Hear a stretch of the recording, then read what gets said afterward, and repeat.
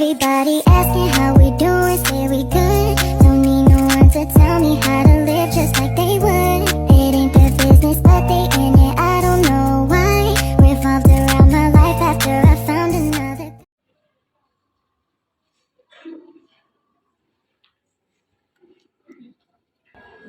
Permisi Bu, mohon maaf sebelumnya telah menunggu waktunya.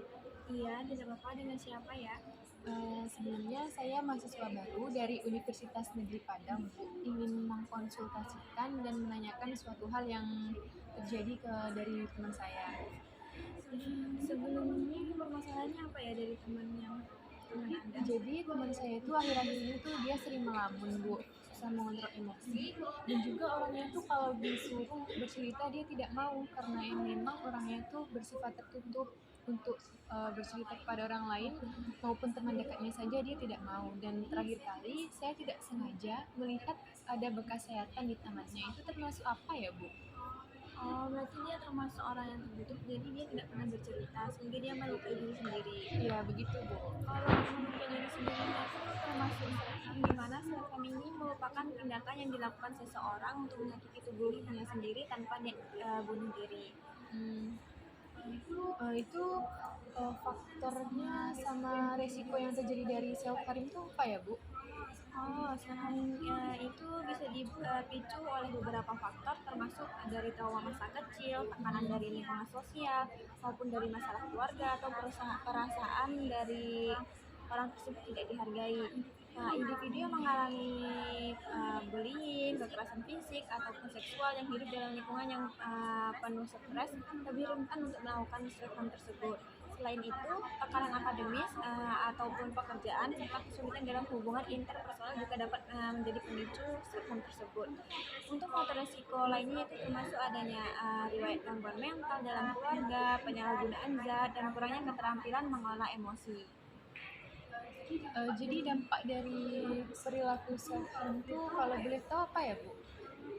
Kalau untuk dampak itu sendiri, self harm itu memiliki dampak dari segi fisik maupun psikologis yang lebih serius, di mana dari segi fisik itu sendiri mungkin lebih ke karena dia suka menyayat diri, jadi dia akan mendapatkan luka yang disebabkan oleh self harm itu sendiri, bisa dapat menyebabkan infeksi, bekas luka permanen, dan dalam beberapa kasus kerusakan jaringan tubuh yang parah. Dari self harm itu akan menyebabkan luka yang terus menerus, bisa membuat perawatan medis dan menyebabkan rasa sakit yang berkepanjangan. Selain itu, dari sisi psikologis itu sendiri, self harm itu seringkali memperburuk kondisi mental individu, memperkuat perasaan malu. Jadi cara penanganan dan pengobatannya itu gimana ya Bu? Kalau untuk cara penanganan dan pengobatannya itu sendiri lebih ke terapi psikologis seperti terapi kognitif perilaku, dan itu bisa ditangani secara langsung kepada pihak psikologisnya. Selain itu dapat membantu individu untuk memahami dan mengubah pola pikir negatif yang memicu self harm tersebut, sehingga seharusnya teman Anda itu harus lebih terbuka kepada orang sekitarnya agar tidak terlalu stres. Seperti itu. Terapi kognitif perilaku ini juga dapat mengajarkan keterampilan coping yang lebih sehat untuk mengelola stres dan emosi.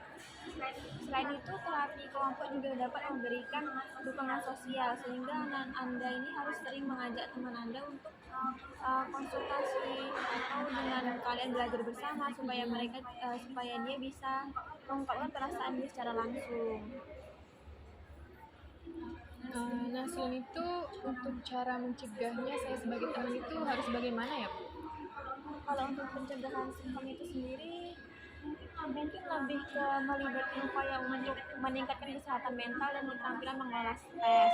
Selain itu, edukasi mengenai kesehatan mental di sekolah, tempat kerja, dan komunitas dapat membantu mengurangi stigma dan memberikan informasi mengenai cara-cara mengatasi tekanan emosional dengan cara yang sehat.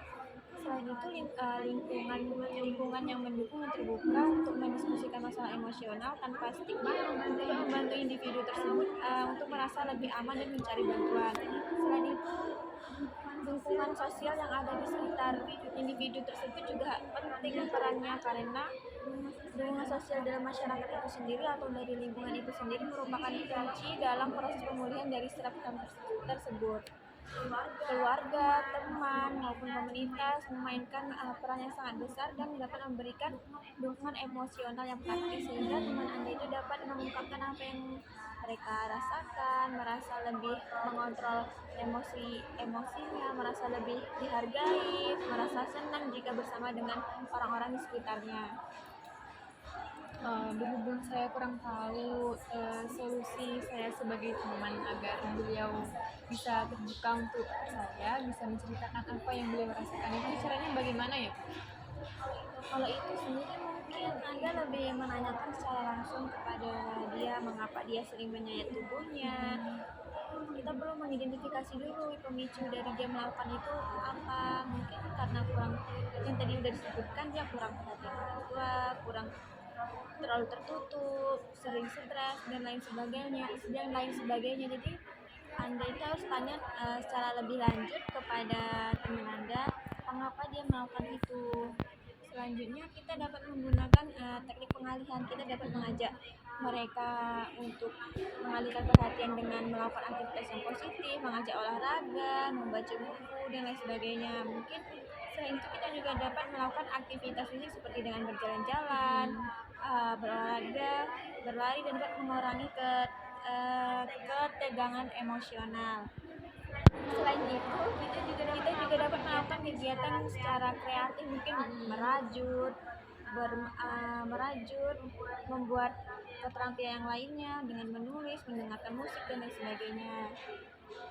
Selain itu kita juga dapat membantu teman Anda itu untuk membangun jaringan dukungan, di mana kita dapat membantu dia untuk membicarakan perasaan dia kepada orang lain supaya dia itu mampu bercerita tentang masalah yang sedang dihadapi, tidak hanya dipendam saja. Sebagai temannya misalnya nih, kita harus mengajak dia itu untuk bercerita, kita tanya apa permasalahan dia, apa yang dia rasakan supaya dia itu tidak selalu melukai dirinya. Terus kita dapat membantu mengembangkan keterampilan mengelola emosi teman Anda tersebut. Anda bisa membantu untuk membantu mengelola emosinya. Selain itu kita dapat, mungkin Anda bisa menganjurkan teman Anda itu untuk lebih ke psikolog untuk membantu dia terapi untuk mengontrol emosi. Jadi besok sebaiknya saya ajak teman saya itu untuk bertemu dengan ibu agar bisa mengidentifikasi apa yang terjadi dengan beliau karena sering melihat tangannya. Boleh dibawa kemari. Terima kasih Bu. Everybody asking how we doing, say we good. Don't need no one to tell me how to live just